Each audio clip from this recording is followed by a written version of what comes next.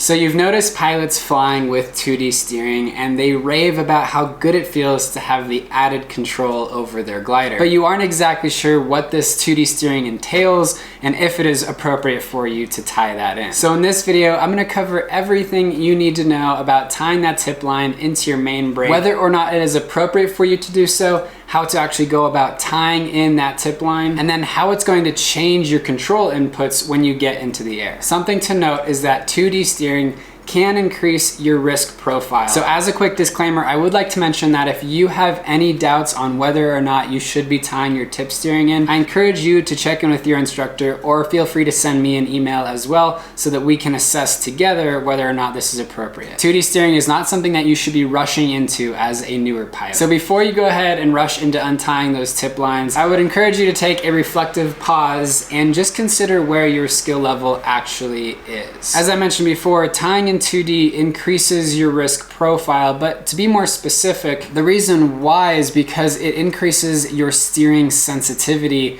and those inputs that you're used to making are now going to have a lot more authority when you're in the sky. This can lead to unintentional flight configurations, also known as a very quick trip to code Browntown. So I would discourage anybody under 50 hours to move on to that 2D steering. Continue getting used to playing with those tip lines separate from the brake lines, and an intermediary step that you can take is grabbing the brake lines and then with your index fingers grabbing the tip toggles as well, and then you can kind of get a feel for that added sensitivity before making the semi-permanent change to 2D steering. In other words, I personally believe that the skill ceiling of a pilot under 50 hours is below the necessary experience level required for tying in that 2D steering. Another one of the more objective boxes that you could be checking before tying in the 2D steering is to analyze your ability to manage energy consistently and effectively. As an example, can you get that wingtip to the horizon in a 360-degree turn and exit that turn fixed on this heading without additional speed and having maintained the same altitude? You probably have a good grasp on how to manage your energy, enough to the point where you could safely tie in 2D. Before I move into the gritty details on explaining how to actually tie in that tip line to the brake toggle, I owe a quick shout out to the sponsors of this video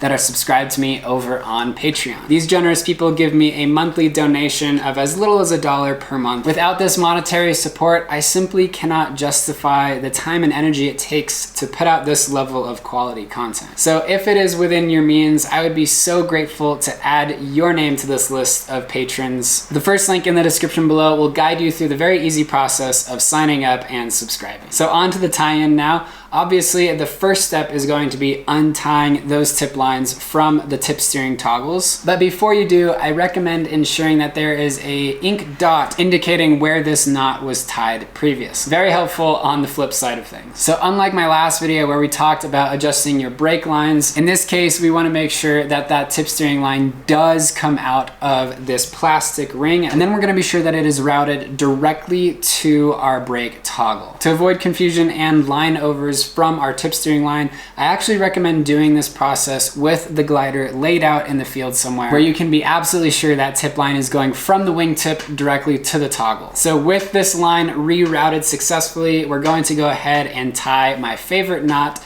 known as the bowline. Again, if you missed my last video, all we're going to do here is form a loop in the line, with the glider side of the line being our tree, so to speak.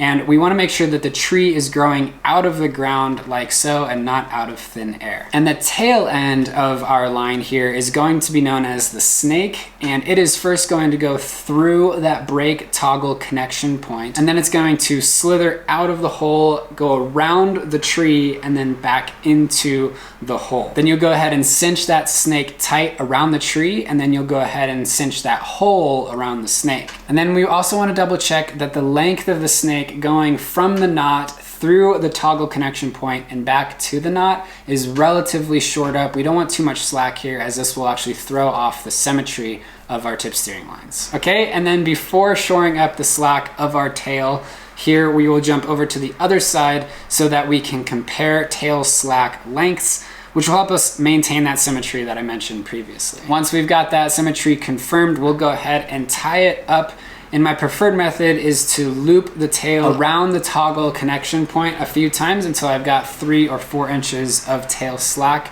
And then I'll go ahead and wrap a double fisherman's above that bowline knot to tidy it all up. So with your tip tied in successfully, now all we need to do is go out to the field and kite it to make sure that while those tip lines are in the neutral position, it's not pulling any deflection on those tips. Additionally, you want to kite your glider for quite a while before taking it into the air with this new 2D steering system tied in. Familiarize yourself with the new authority that you now have with that 2D line tied in and get comfortable with that second dimension of control. And now let's go into more detail on what this second dimension actually does for us. So since those tip lines are now directly routed to the toggles and not through a pulley, the direction you move your hands left and right is now a factor in your control input. If I move my hand towards my body, but I do not pull downwards, I am deflecting the trailing edge tip of my wing. And what this produces is more of a rolling turn that will lead into more of a diving turn if the input is maintained. Pulling straight down with that toggle is going to produce roughly the same effect as before that tip line was tied in, with a little extra roll tendency that you may not actually notice. Additionally, your regular downward inputs are going to have a little bit more responsiveness to them as well, actually requiring less pressure to have the same desired rate of turn. So you've actually increased the flying efficiency of your glider. Lastly, pushing your hands straight out from your body is now just affecting those main brake lines. And any distance you're moving your hands from those pulleys is going to result in the deflection of the trailing edge. So with all of this being said, I would urge you to take your first 2D steering flight without changing how you would fly, with the exception of making those inputs just a little bit more gently downwards. Maintain those gentle unidimensional inputs at first to get used to the added sensitivity of your inputs. And it won't be long before you start feeling comfortable enough to implement that second dimension and start rolling into some swoops. Again, I want to urge you to take it really slow here, as this added steering sensitivity can get you sideways and even upside down with pretty minimal effort. And in either case, you want to know exactly what to do next so it doesn't cascade into a reserve toss.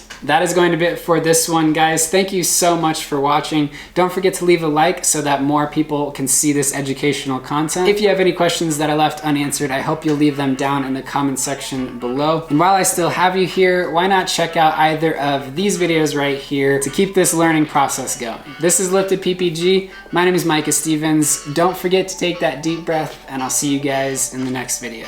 Cheers. Thanks for watching. We'll see you next time.